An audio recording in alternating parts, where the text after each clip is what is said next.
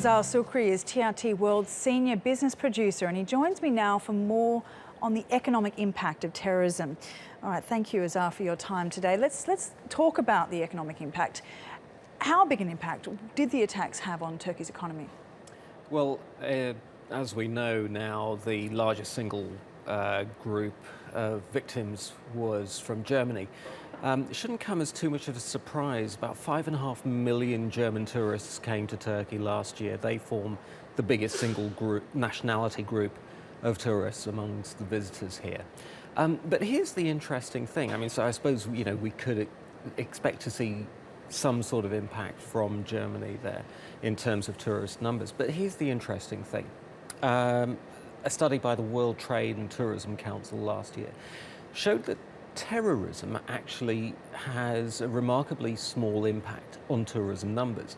When we look at Madrid, for example, 2004, London 2005, the studies there showed that tourism numbers actually rebounded very quickly in a matter of weeks after Madrid, and barely moved after London, as a matter of fact. Also, they found that terrorism has a remarkably small impact compared to other things like disease, economic, political impact, political instability, and environmental impact. All of these things actually have a greater impact on tourism than terrorism. So quite a counterintuitive relationship there.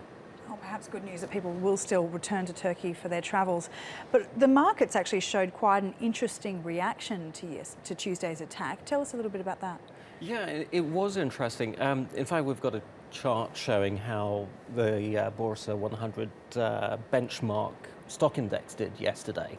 The red line that you see in the chart shows the time of the attack.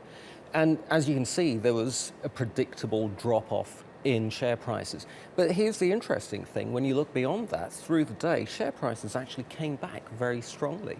And in fact, that's continued today.